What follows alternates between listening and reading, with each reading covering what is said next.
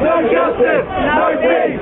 Hands off the Middle East. Tony Blair! War criminal. Tony Blair! War criminal. Tony Blair, we dismiss you! Now it's time to arrest you. Tony Blair! To the Hague! Tony Blair! To the Hague!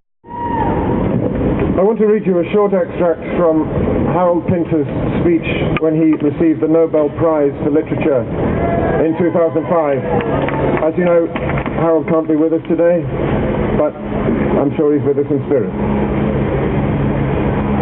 As every single person here knows, the justification for the invasion of Iraq was that Saddam Hussein possessed a highly dangerous body of weapons of mass destruction, some of which could be fired in 45 minutes, bringing about appalling devastation. We were assured that was true. It was not true. We were told that Iraq had a relationship with Al-Qaeda and shared responsibility for the atrocity in New York of September 11, 2001. We were assured that this was true. It was not true. We were told that Iraq threatened the security of the world. We were assured it was true. It was not true. The truth is something entirely different. The truth is to do with how the United States understands its role in the world and how it chooses to embody it. The invasion of Iraq was a bandit act, an act of blatant state terrorism demonstrating absolute contempt for the concept of international law. The invasion was an arbitrary military action inspired by a series of lies upon lies and gross manipulation of the media and therefore of the public. An act intended to consolidate American military and economic control of the Middle East, masquerading as a last resort, all other justifications having failed to justify themselves, as liberation. A formidable assertion of military force responsible for the death and mutilation of thousands and thousands of innocent people. We have brought torture, cluster bombs, depleted uranium, innumerable acts of random murder, misery, degradation, and death to the Iraqi people and called it bringing freedom and democracy to the Middle East. How many people do you have to kill before you qualify to be described as a mass murderer and a war criminal? 100,000? More than enough, I would have thought. Therefore, it is just that Bush and Blair be arraigned before the International Criminal Court of Justice. But Bush has been clever. He has not ratified the International Criminal Court of Justice. Therefore, if any American soldier, or for that matter politician, finds himself in the dock, Bush has warned that he will send in the Marines.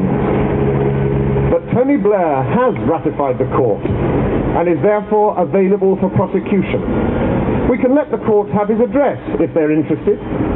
It is number 10 Downing Street, London. Thank you, Harold.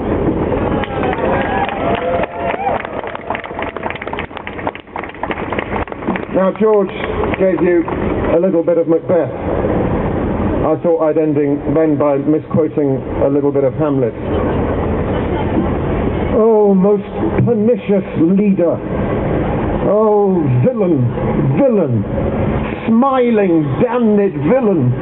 My tables, meet it is, we set it down, that one may smile and be a villain. At least, I'm sure it may be so in Britain. Thank you. Much indeed for that, Sam, and in particular for reminding us of the words of the great Harold Pinter. Now it's a pleasure to welcome a representative from the Green to Stop the War Coalition from the beginning. Please welcome Phelim McCafferty. Thank you. The Guardian, if you'd noticed today, has printed 10 questions to Tony Blair that he should be asking inside. I have a few questions too. What is the point of this inquiry? Will it jail the mass murderer Blair? Will it finally put behind bars the top brass in the military, the spooks, the members of parliament who had been the war's cheerleaders from almost a decade ago? I'm no legal specialist. I'm not a senior government lawyer. But almost 7 years ago, I stood with many of you across the street in Parliament Square as we protested against the illegal bombing of another sovereign country. Millions joined us in February 2003, not just in the biggest protest in British history, but all over the world.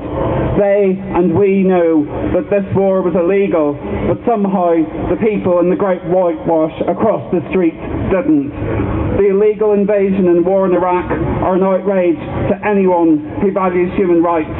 There's an endless tale of misery in Iraq, the flattening of Fallujah with bombs weighing thousands of pounds, the extensive use of white phosphorus, the maiming of children who will grow up hating the West because we bombed them into hell.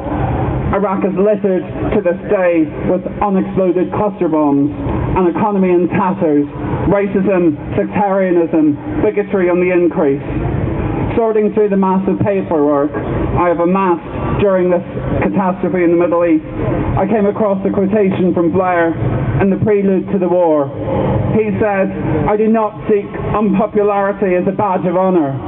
The problem Blair and his lying cohorts around him face is that they have no honour.